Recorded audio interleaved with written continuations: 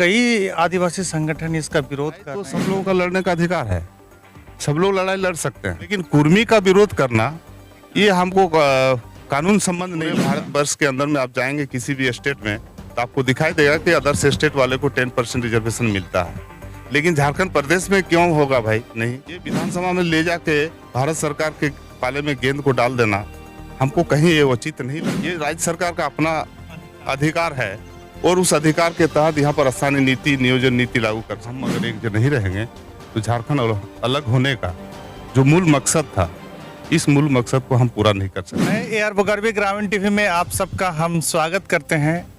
आज हमारे बीच में चंदन क्यारी के पूर्व विधायक मंत्री उमाकांत रजक जी हैं। झारखंड को अलग करने में जो आंदोलन हुआ उसमें 9 बार जेल गए और इनकी लड़ाई जो है कि शुरुआत से रही है कि हमारा झारखंड अलग हो, हमारे यहाँ के लोगों के लिए हक अधिकार हो।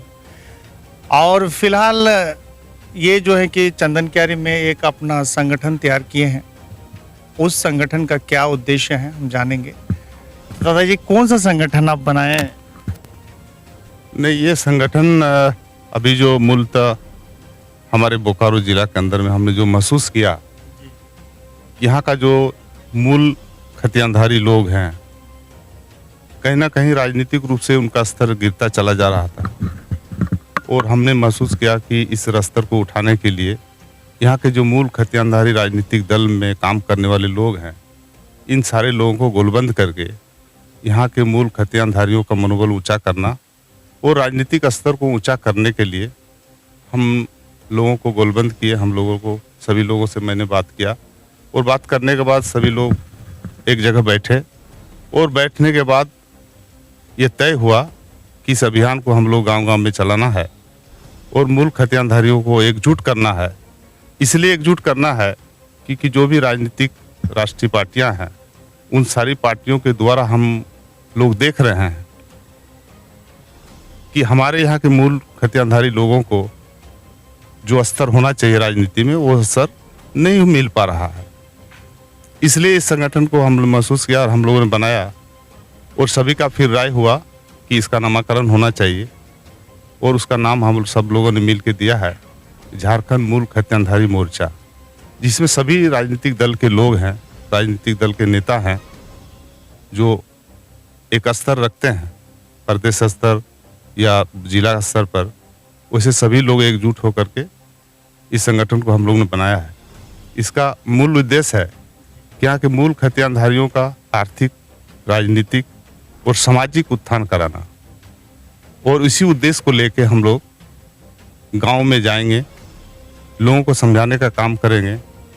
ये झारखंड अलग होने के बाद जो स्थिति पैदा हुई है, उस स्थिति से लोगों को अवगत कराएंगे और अवगत करा के लोगों को बताने का काम करेंगे कि हम अगर एक जगह नहीं रहेंगे तो झारखंड अलग होने का जो मूल मकसद था, इस मूल मकसद को हम पूरा नहीं कर सकते हैं। आप देखेंगे कि पूरे झारखंड प्रदेश में अलग होने के बाद जिस स्तर पर झारखंड को जाना चाहिए था, आज उस स्तर पर झारखंड नहीं पहुंच पाया है। हमारा छत्तीसगढ़ एक साथ हुआ, झारखंड हुआ, उसके बाद उत्तराखंड हुआ। उन स्टेटों में जब हम गौर करेंगे तो मेरा स्टेट कहीं ना कहीं पिछड़ा नजर आ रहा। तो यहाँ के मूल खतियानधारियों को एक होना होगा, राजनीतिक रूप से, सामाजिक रूप से, तभी यहाँ के लोगों को आर्थिक रूप से मजबूती आएगी और जब आर्थिक रूप से मजबूती आएगी तो हम सबल होंगे। और हम लोग इसीलिए अलग राज्य का लड़ाई लड़ रहे थे। इसी पीड़ा को लेकर हम लोगों ने इस संगठन को बनाया। जी, आपने झारखंड को सींचा है, आंदोलन किए हैं, कई बार जेल भी गए, बहुत एहसास है आपके दिल में यहाँ के लोगों के प्रति। यहाँ के लोग जो आज अधिकार से लगातार वंचित हो रहे हैं। मैं ग्रामीण टीवी के तमाम दर्शकों से कहना चाहूँगा कि मैं फ़िलहाल बोकारो स्टील सिटी का सेक्टर 9 में दादा के आवास पर हम आए हैं और इसलिए आए हैं कि इनकी जो है कि पहुँच बहुत आगे तक है और इनकी बात बहुत दूर तक जाती है। झारखंड अलग राज्य का आंदोलन में हमारी भूमिका रही है और भूमिका रहने से अलग हुआ है तो उससे हमारा जो पीड़ा है, उस पीड़ा को दूर करने के लिए लोगों को हम अपने साथ जोड़ने का एक प्रयास है। ये कोई राजनीतिक दल नहीं है, ये एक सामाजिक संगठन है और इस सामाजिक संगठन के द्वारा एक संदेश देना चाहते हैं इस बोकारो जिला में। लेकिन दादा, इस संगठन में आपने कहा कि सारे राजनीतिक दल के मैक्सिमम लोग जुड़े हुए हैं, जो पदाधिकारी हैं, जिला स्तरीय, प्रखंड स्तरीय। क्या ये लोग सारे लोग समझ पाएंगे हमारे झारखंड की कमी को? नहीं, लोग तो काफ़ी समझ रहे हैं और लोग समझ के ही जुड़ रहे हैं और लोगों ने समझा है, महसूस किया है और इस पीड़ा को ये लोग बयां भी कर रहे हैं कि नहीं, हम सब लोग को एकजुट होकर के इस स्टेट का, इस राज्य का, या हम जिस जगह पर राजनीति कर रहे हैं वहाँ के राजनीति को अपने कब्जे में हम रखें। तो ये जो संगठन है पूरे बोकारो में कि पूरे झारखंड में, इनका उद्देश्य को या तो इनके महत्व को आप लोग लेकर जाएंगे? नहीं, अभी तत्काल तो हम लोग बोकारो जिला में हम लोग इस संगठन को हम लोग चाहते हैं गांव-गांव तो पहुंचाना और बाद में फिर इसमें तय होगा। इसमें कमेटी बनी है, इस पे संरक्षण है, मुख्य संरक्षण कमेटी है, वो कार्य समिति है, ये सारे लोग बैठ के तय करेंगे। पहले हम जहाँ हैं वहाँ तो पहले सशक्त हो जाएं, फिर इस संदेश को हम लोग चाहेंगे कि पूरे झारखंड प्रदेश में इस तरह की भावना लोगों में आए।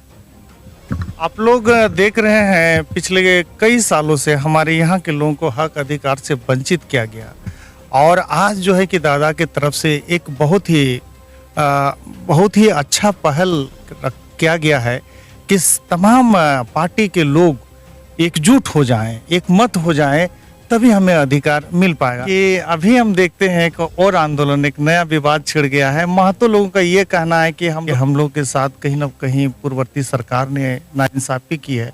इस मुद्दा को आप किस हिसाब से? देखिए, जो हमको जानकारी है, जानकारी के आधार पर हम ये आपको बताना चाहते हैं।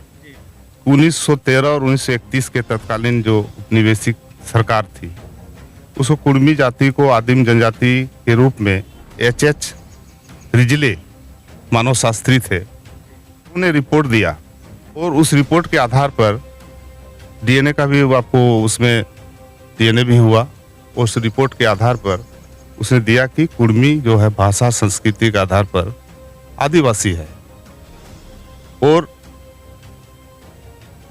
कुल 13 आदिवासी जातियों में से केवल एक कुर्मी एक आदिवासी है, जिसको जो है 1950 में बिना कारण बताए कुर्मी को जो है उस कैटेगरी से हटा दिया।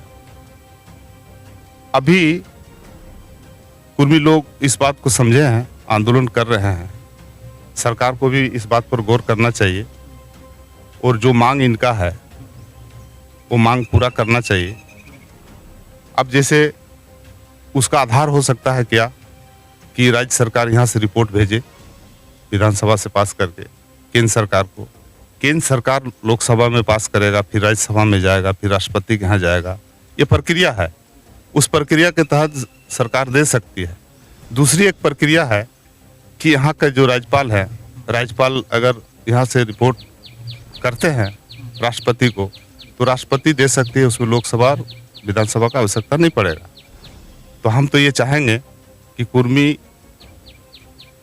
बाहुल्य क्षेत्र है, आप बंगाल लीजिए, झारखंड लीजिए, उड़ीसा लीजिए, तो इन सभी जगहों के लोग आज आवाज़ उठा रहे हैं कि कुर्मी को आदिवासी का दर्जा दिया जाए। हमारा भी कहना होगा कि भारत सरकार इस पर पहल करे और कुर्मी को आदिवासी का दर्जा दे। लेकिन कई आदिवासी संगठन इसका विरोध कर रहे हैं। एक तरफ कुर्मी का कहना है कि हम लोग तो सरकार से लड़ रहे हैं, हम किसी जाति वर्ग विशेष से मेरी लड़ाई नहीं है। लेकिन वो लोग आखिर नहीं, देखिए, लड़ाई तो सब लोगों का लड़ने का अधिकार है, सब लोग लड़ाई लड़ सकते हैं। कुर्मी का विरोध करना लेकिन कुर्मी का विरोध करना ये हमको कानून संबंध नहीं लगता है। आप अपनी बात रखिए, आपको कोई कमी है तो आप अपनी बात रखिए, आप सरकार को बोलिए कि भाई हमारा जो रिजर्वेशन है, इस रिजर्वेशन को कोटा को आप बढ़ा दीजिए। इस लड़ाई को लड़ने से हमको लगता है कि कहीं किसी तरह का कोई विवाद नहीं होगा, कुर्मी भी आदिवासी होगा। घटवार लोग भी आज के समय में आवाज़ उठा रहा है कि हमको जो है आदिवासी का दर्जा मिलना चाहिए। विभिन्न तरह के लोग आज के समय बोल रहे हैं, तेली भी बोल रहा है कि हमको आदिवासी का दर्जा मिलना चाहिए। तो अपनी बात, अपनी आवाज़ सरकार के पास रख रहा है, न किसी जाति वर्ग के पास रख रहा है। अगर मान लीजिए आदिवासी विरोध कर रहे हैं तो हमको लगता है संवैधानिक उनका विरोध उचित नहीं है। उनको तो आवाज़ उठाना चाहिए कि भाई हमारा जो रिजर्वेशन है इसको बढ़ाए। ये आपस में ना लड़े। झारखंड बड़े नाजुक दौर में चल रहा है। अब तक हम लोगों को विशेष अधिकार जो मिलना चाहिए राज्य अलग होने के बाद नहीं मिल पाया है, और इसको लेकर हम नहीं, आप तमाम लोगों को चिंतित होना है, सोचना है, समझना है कि आखिर हमें हमारा हक अधिकार मिलाएगा। दादा से मैं एक्सक्लूसिव बातें कर रहा हूँ, और ये जो है कि अपनी बातें बहुत ही गंभीर तरीके से रखते हैं। मैं शुरुआत से ही इनके व्यक्तित्व के बारे में जानता हूँ। अच्छा दादा, और एक बात बताइए, आपसे बड़े आप तो ग्रामीण टीवी के विधायक हैं, मैं उसी क्षेत्र का रहने वाला हूं, और आप हमारे विधायक रहे हैं कभी। आपसे बड़ा उम्मीद है हमारे लोगों का, क्योंकि आप से मैं सवाल करना चाह रहा हूं कि आपके हिसाब से वर्तमान में जो सरकार है हेमंत जी की, नियोजन नीति, स्थानीय नीति को लेकर जो मुद्दा, ये दोनों मुद्दा जो आप इन दोनों मुद्दाओं को किस नजरिया से